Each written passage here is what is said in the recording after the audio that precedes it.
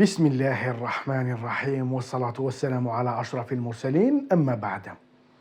أهلا وسهلا بكم مشاهدي الأعزاء في هذا العدد الثاني لنهار اليوم الخميس، والذي سنتكلم فيه عن دفعة ثانية من اللاعبين. سنتكلم في هذا العدد عن رفيق بلغالي، موسى بكرار، إسماعيل بن نصر، أنيس حاج موسى، وأيضا يانيس ماسولين لاعب مودينا. لكن قبل أن أبدأ الفيديو أذكر الجميع أنني وضعت فيديو قبل هذا الفيديو تجدونه في القناة لمن لم يشاهده. تكلمت أيضا فيه عن دفعة من اللاعبين. كما أذكركم أيضا بضرورة الاشتراك للوصول إن شاء الله لحاجز 6000 مشترك في أسرع وقت ممكن، وشكرا على 5000 اشتراك. أبدأ عدد اليوم بالحديث عن رفيق بلغالي والأخبار الجيدة من حول رفيق بلغالي. صحيفة لارينا الإيطالية المقربة من أندية فيرونا قالت أن رفيق بلغالي تدرب بشكل كامل منذ يوم الاثنين الماضي لغاية اليوم الخميس، ما يعني قدرته على التواجد في لقاء جنوا المقبل في الدوري وكأساسي. الصحيفة الإيطالية قالت أن بلغالي لاعب مهم جدا في خطط مدربه ساماركو، ولذلك التعويل عليه ليكون أساسيا في لقاء جنوا كبير جدا. الأنصار وأيضا الصحافة يريدون بلغالي أساسيا، لكن أرض الواقع ربما لديها رأي آخر، والمدرب ساماركو لديه رأي آخر. لكن على العموم كل شيء متوقف على ما سيقدمه الجزائري من مستوى بدني في حصة اليوم وأيضا غدا قبل البت في أمر مشاركته. أطباء الفريق وأيضا المدرب ساماركو سيقومون بتقييم وضع بلغالي قبل البت في أمر مشاركته، وإذا لم يكن جاهزا فإنه لن يظهر أساسيا، ربما كبديل نعم، لكن لن يظهر أساسيا. ولو أن أيضا ظهوره كأساسي ممكن بحسب صحيفة لارينا اليوم التي قالت أن وضعه البدني جيد. إدارة ومدرب بارما لا يريدون تكرار خطأ، أو إدارة ومدرب فيرونا لا يريدون تكرار خطأ بارما حين أشركوا بلغالي أساسيا ضد بارما وخرج مصابا بعد 20 دقيقة وفي نفس مكان الإصابة، وهو ما كلفهم غيابه ل3 لقاءات أخرى. على العموم تواجد بلغالي في فورمة جيدة هو أمر جيد له وللمنتخب أيضا.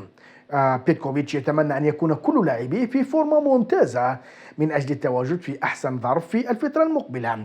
تواجد بلغالي رغم ذلك في تربص مارس أعتقد أنه مستبعد جدا، ربما يشارك ضد جنوا وفي اللقاء التالي قبل بداية تربص، لكن أعتقد أنه من الضروري تركه لناديه من أجل التعافي 100% من الإصابة التي يعاني منها. والله أعلم، كل شيء متوقف على علاقة بيتكوفيتش مع إدارة فيرونا وهل يمكنه إقناعهم بترك بلغالي.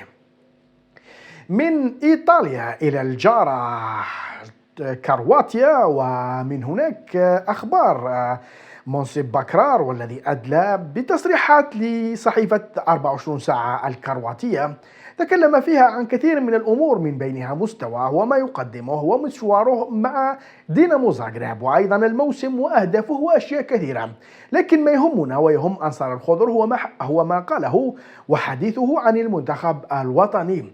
موسى بكرار قال أن مستواه المقدم حاليا ممتاز وأرقامه جيدة، وهو دليل ربما على أن موسمه هو الأحسن.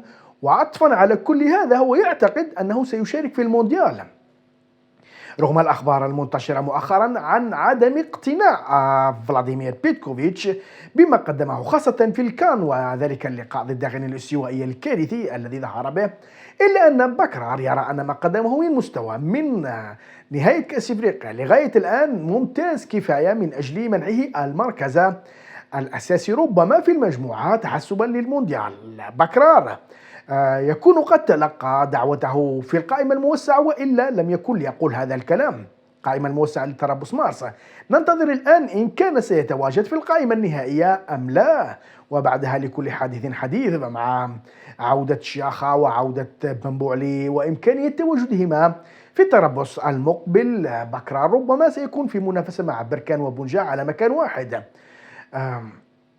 طموح أي لاعب مشروع، كل لاعب لديه الطموح وهذا أمر عادي وأيضا جيد للمنتخب، لأن المنافسة في الأخير تفيد الجميع، لكن لا يجب التسليم بأي شيء. لا يجب التسليم بمشاركة بكرر في المونديال أو غيره. هناك بضعة لاعبين فقط ضمنوا من الآن مشاركتهم وهم النجوم والأساسيون، أما باقي اللاعبون ف50-50. نبقى في كرواتيا وإلى مع لاعب آخر من دينامو زاغرب، وهو إسماعيل بن ناصر. بن ناصر كما قلت في تقريبا 4 إلى 5 أعداد الأخيرة في قناة الأساسية بسن والكرة كانت لديه مشكلة وكان عالق في السعودية. عاد يوم الثلاثاء وتدرب مع المجموعة، تدرب أيضا يوم أمس وتدرب اليوم، لكنه رغم ذلك بنسبة 99% لن يكون حاضرا في لقاء سلافن المقبل في الدوري. الوضعية التي يتواجد عليها بن ناصر الوضعية الكارثية التي يتواجد عليها بن ناصر وابتعاده عن المشاركة بسبب الإصابات المتلاحقة جعل الغضب من حوله كبير جدا في صحافة دينامو. موقع يوتشيرني المقرب من نادي دينامو قال اليوم أن تواجد بن ناصر لم يعد له أي داع في الفريق. تصوروا طالب المدرب ماريو كوفازيفيتش بضرورة إبعاده من هنا ولغاية نهاية الموسم ومنح الفرصة للشباب. الموقع السابق وفي تبريره لهذه الحجة أو هذا الرأي قال أن بن ناصر لاعب عالمي وهو أحسن لاعب في الدوري الكرواتي، وانضمامه كان الصفقة التي فتحت الأعين على الدوري الكرواتي. قال فيه كلاما جميلا ورائعا، لكنه قال فنيا أن تواجده لم يعد منه أي فائدة. الفريق خرج من الدوري الأوروبي، صار الفارق بين دينامو زاغرب المتصدر وهايدوك سبليت الثاني في الترتيب 10 نقاط كاملة. موقع يوتشيرني قال بوضوح: هل نحتاج بن ناصر لكي نفوز بالدوري؟ الجواب لا، لذلك على ماريو كوفازيفيتش إبعاده ومنح الفرصة للشباب. الضغط الممارس على بن ناصر بالمناسبة ليس جديد. كثير من المصادر في الأيام الأربعة الأخيرة هاجمت اللاعب الجزائري واتهمته بأنه لا يعطي لنادي دينامو حقه ويحتقر الجميع في النادي بما في ذلك الطاقم الطبي، بما أنه رفض التعافي في كرواتيا. سافر بداية إلى فرنسا ثم إلى قطر وثم ذهب إلى السعودية لأداء عمرة، وهي أمور لم تعجب كثيرا الصحافة الكرواتية. موسم بن ناصر على العموم يكون قد انتهى تقريبا، لديه بضعة لقاءات في شهر أفريل عليه أن يشارك فيها ويرفع من وضعه البدني من أجل التواجد في المنتخب الوطني في تربص مايو وجوان في أحسن فورما والمشاركة في المونديال وبعدها النظر في مستقبله.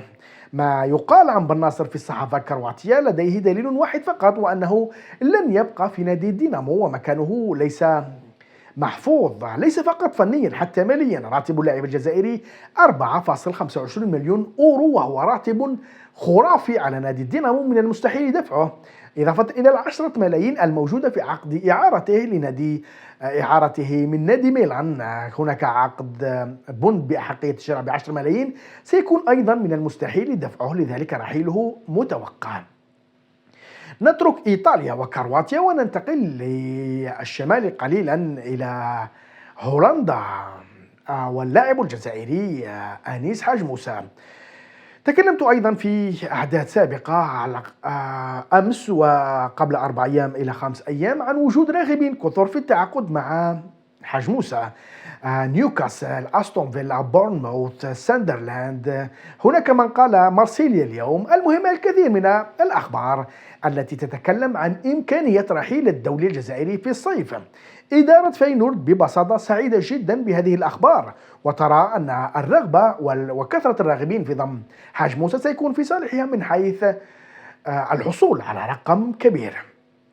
المهم مصادر هولندية قالت اليوم أن إدارة فينورد لن تغالي كثيرا في سعر حاج موسى، وستطمع ربما في رقم بين 35 و 40 مليون أورو، وهو رقم تراه جيد وممتاز أيضا، لأنها تعاقدت مع الجزائر فقط ب3 ملايين أورو قبل عامين، أي أنها ستبيع حاج موسى إن نجحت في ذلك ب13 ضعف. إدارة فينورد لا تهتم بالوجهة التي سيذهب إليها الجزائري، سواء أندية البريمير ليج كما قلت في البداية، نيوكاسل، أستون فيلا، بورنموث، ساندرلاند، أو فرنسا في صورة مارسيليا، أو البرتغال في صورة بنفيكا، أو ربما ظهور أندية أخرى قد تكون عربية في صورة الهلال الذي يريده.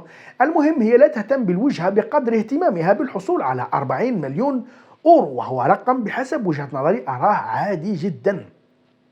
ما يقدمه حاج موسى من مستويات يتيح له وبسهولة الانتقال لفريق كبير وبرقم ربما 40 مليون. على افتح قوس هنا لأقول أن الحديث عن 35 إلى 40 مليون أورو هو ما قالته الصحافة الهولندية اليوم فقط، لا نعرف إن كان الخبر صحيح أم لا.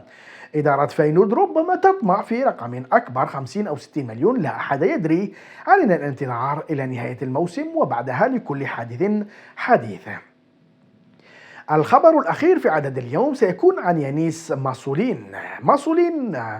لمن يتابع أخباره عبر قناة بيسان والكرة يعلم أن هناك بعض التشكيك فيه من طرف إدارة أو من طرف صحافة إنتر وبعض المحللين الذين قالوا أنه سيكون من المستحيل إعادته مباشرة الموسم المقبل للعب دور أساسي مع نادي إنتر، وإعارته لفريق آخر سيكون أحسن. المهم ماسولين حصل اليوم على دعم كبير ودعم من أسطورة كبيرة، وهو روبرتو دونادوني مدرب بيزا أو مدرب سبيزيا، ليس بيزا، سبيزيا. نشط اليوم ندوة صحفية للحديث عن لقاء مودينا المقبل، وتكلم عن نقاط قوة مودينا وذكر من بينها يانيس ماسولين. روبرتو دونادوني قال بوضوح أن ماسولين لاعب ممتاز، وأن تعاقد إنتر معه دليل على ذلك، وأن إدارة إنتر ليست غبية لتتعاقد مع لاعب لا تعرف مستواه، وبما أنها فعلت فإنه ممتاز. دونادوني قال أنه لا يستمع للفلاسفة أو فلاسفة التحليل الذين يحاولون التقليل من ماسولين لأنه فعلا لاعب كبير. التقني الإيطالي والدوري الإيطالي السابق قال أنه عادة لا يمنح لاعبيه نصائح بمراقبة لاعبين مراقبة فردية، لكنه في لقاء مودينا ضد سبيزيا المقبل سيفعل ذلك، لأن بحسبه ماسولين لاعب ممتاز ويصنع الفارق، وعليه أن يحد من خطورته. ما حصل عليه ماسولين من دعم من أسطورة من أساطير الكرة الإيطالية وهو دونادوني سيكون دفعة معنوية قوية جدا له للعودة بقوة. مستواه في اللقاءات الأربعة الأخيرة أو الثلاث الأخيرة ضعيف جدا، شارك فقط في لقاء كأساسي ولقاء كبديل. الصحافة الإيطالية المقربة من مودينا انتقدته بقوة، عليه أن يعود، وتصريحات دونادوني ستكون دفعة معنوية لفعل ذلك. لا أريد أن أطيل عليكم أعزائي المشاهدين، في نهاية العدد أطلب منكم الاشتراك ومحاولة نشر القناة للوصول لحاجز 6000 مشترك في أسرع وقت ممكن. وضعت عددا لمن لم يشاهد عدد السابق، وضعت عدد أرجو العودة إليه بعد الانتهاء من مشاهدة هذا الفيديو. نلتقي إن شاء الله في عدد جديد. السلام عليكم.